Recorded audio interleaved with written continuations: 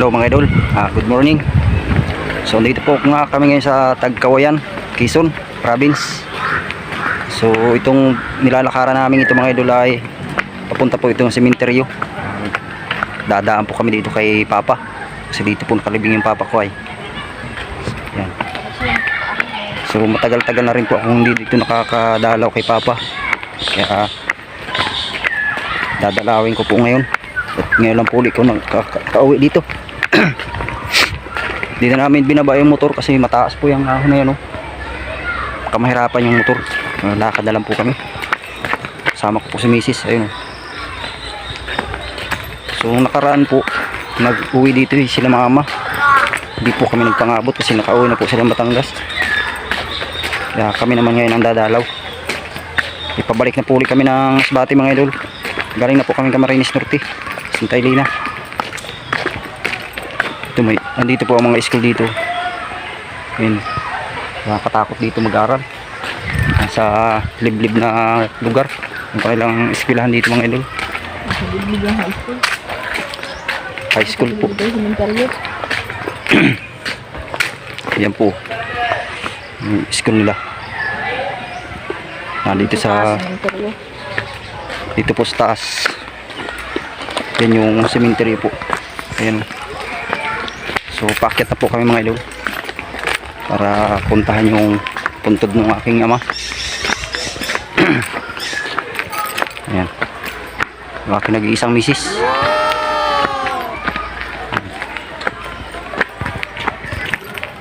Yan, ito po, eskwelahan pa rin yan mga idol. Ayan, eskwelahan. So may dala tayong bulaklak para ibigay dun kay Papa. Galing pitong Camarines Norte mga idol, layo. So malapit na tayo mga idol dun sa puntod ni Papa. So ayan po yung mga nakalibing na dito, kanilang mga bahay-bahay dyan. Yung libing ni Papa wala pa siyang bubong. Yan. Yung mga nakalibing dito.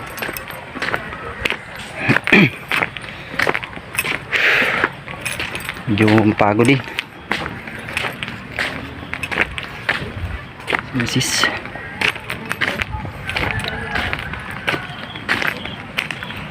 Saan ba yun? Doon pa yata sa unahan mga idol. Yan, interior na po yan.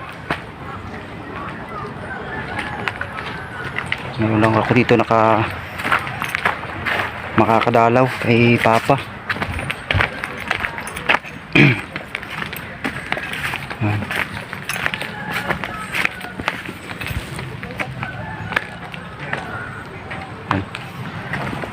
Marami dito mga tulog mga idol. Mga bahay ng mga natutulog.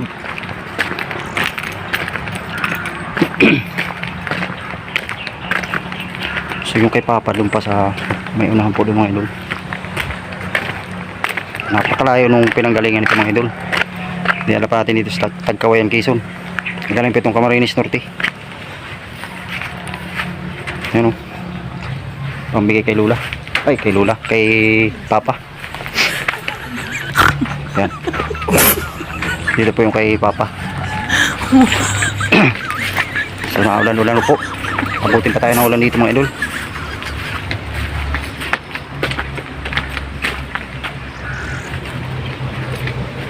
Limut-limutin ko yung kay Papa dito mga idol.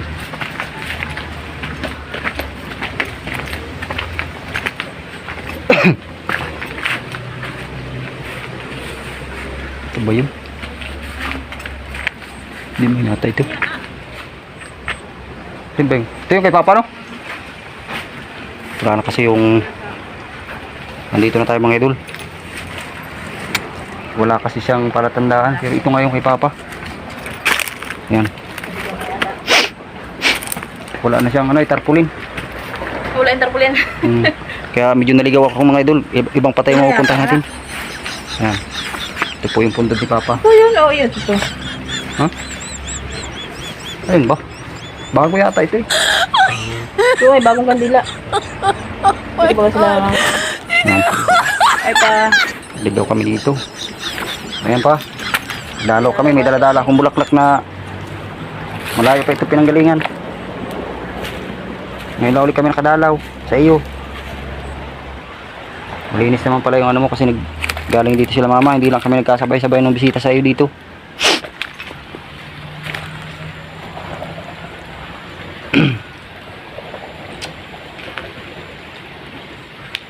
Hindi pa namin nalagyan ng bubong yung ano mo, bahay-bahay mo. Kana lang, pag nakaluwag-luwag kami, lalagyan na namin ng bubong yan.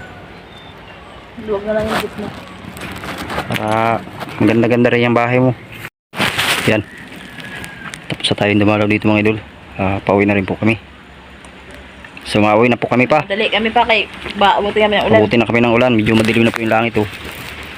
Huwag mo na kami dalawin ha. Gabayan mo na lang kami pa sa pagbalik namin Masbati kay malayo-layo po ang biyahe ulit namin. Pabalik ulit kami dito pag kasama po yung apo nyo. Sama namin si Raisil. hindi mo na nakalaro nung maliit pa. So ayan. Liki na ito. Alis na kami pa. Uy, dinagbuan na mo. So uwi na kami tayo mga idol. So tapos na tayong dumalaw mga idol. Pauwi na rin kami kasi lakas ng ulanin. Ano? Napakadilim ng langit. Madaan pa po kami ng Tagkawayan. Doon naman sa kapatid ko. Medyo maganda-ganda yung lakarin doon mga idol. Naangala yung si manager ah. Mapapagod kasi itong paglakad. Hindi nakapagod. Medyo Mataba ka kasi. bundo kasi. Yung Mataba. tsaka medyo talagang tumaba na siya oh. Laging napabayaan ko sa kusina kasi ito. Uulan na. Kailangan natin magmadali. Malamig na yung simoy ng hangin.